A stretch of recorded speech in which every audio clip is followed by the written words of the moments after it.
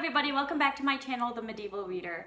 So I'm a bit late in making my second video for the Iliad read-along hosted by Steve Donahue, but better late than never. And actually, it's been taking me a while to read because I've been reading almost all of the footnotes, reading all the captions for all the images, and I've learned a lot by reading the notes. I've been using the Barry Powell translation, and this one's really good because instead of endnotes, there are footnotes, which I prefer. There are also images of archaeological pieces depicting scenes from the Iliad. So I get to see what the battle gear looks like. What are the shields? What do they look like? The helmet that Odysseus wears. The Trojan spy, who is kind of ridiculous. And even though some of the archaeological evidence for the various battle gear described in the Iliad is from a later period, it's still really interesting because at least I have an image. And I am really trying to read this book as if I'm watching a film. It really helps, I think, to think about this as film before film, way before film. Thinking about it in that way has really helped me enjoy the battles. I do like a good battle scene, and there have been some really good battle scenes in this section of the Iliad. But first, let's talk about Zeus. So in Book 8, Zeus begins by claiming superiority to the other gods. And I kind of already knew that, but Zeus insists that he is omnipotent, that everything is in his power, that the other gods and goddesses are almost just like other men, that they are powerless before Zeus. And yet, it seems as if fate is actually more powerful than Zeus. So I wonder what the relationship between Zeus and a man's fate is. Does Zeus determine a man's fate, or what is the relationship between that? It makes me think about debates in the West, in Western Christianity, about predestination and human freedom, or divine foreknowledge and human freedom. It's got me really thinking about that. It was really interesting to hear Zeus describing himself in this way. And it appears that maybe Homer believes it? I'm not sure.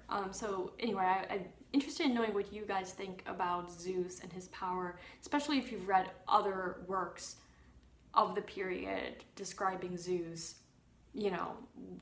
How do you think about him and his relationship to the world? So we have Diomedes, who is with Odysseus, and the two work together to try to defeat the Trojans.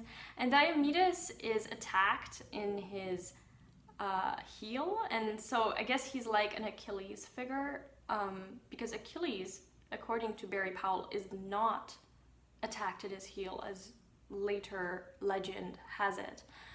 So Diomedes is this Achilles figure. Achilles, of course, is not fighting because he's still pouting, and it's really weird that Achilles is sad that all of these people are dying, and yet it's in Achilles' power to make everything better, and he doesn't. And that's what Nestor is saying. Nestor is saying, Achilles, put aside your anger. He tells Patroclus, who is Achilles' messenger, put aside your anger, and then everything would be better. But of course, Achilles doesn't. So it's like, on the one hand, Achilles is sad that all of these Greeks are dying, and yet he isn't, because he cares more about his own honor. I do hope that we can learn more about Achilles. There was this wonderful image in my edition. Let me see if I can find it. Here it is. This is an image of Achilles and his tutor. His tutor's name was Chiron. And Chiron was a centaur, but he was actually a good centaur, which evidently is quite rare. And Chiron is teaching Achilles. And this just seems really touching. I really want to learn more about Achilles' childhood. I want to learn just more about Achilles. We don't get much about him. And he is very unlikable because he just pouts, and he's also responsible for everything that's going on. But I also feel like when Homer talks about family, education, those are very tender moments, and I really like those scenes the most. And it is for that reason that I really like Nestor's speech, because Nestor gives details that really got me thinking about wisdom, Nestor being an older man, his own experiences, his advice to Achilles, those felt very intimate, and I really liked the speech.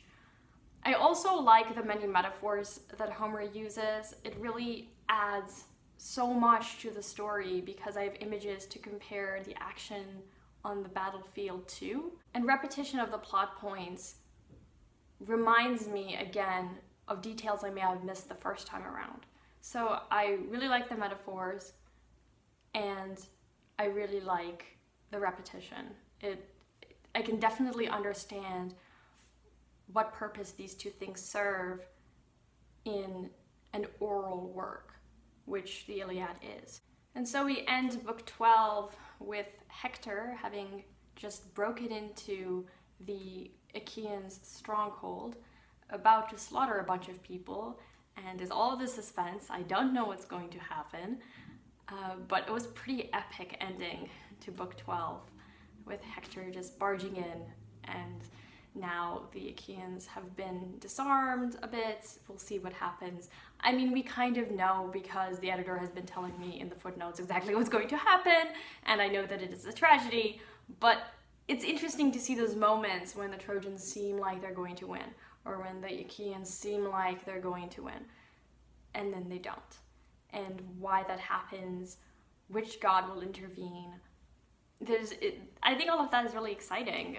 So I've been really enjoying the Iliad, and definitely the second part was more interesting than the first part, I think, because it dealt with more philosophical questions, and also the battle scenes, they were pretty epic. There were some pretty gory details, also somewhat funny. I think Homer was making us laugh at the really brutal deaths. I mean, it's male humor, I guess, but I like it. I mean, it's what I expected going into this work, and it hasn't disappointed me so far. So hopefully I read the next, I don't know how many books I'm supposed to read next, but hopefully I read those more quickly than I have. Although I'm also reading multiple other books at the same time, which is the reason why I haven't made a recent reads video in a while. It's not because I haven't been reading. In fact, it's just I've been reading a number of things at the same time. And I do this a lot. And they're longer works too. But I can't upload as frequently if I don't make TBRs and book haul videos or tag videos.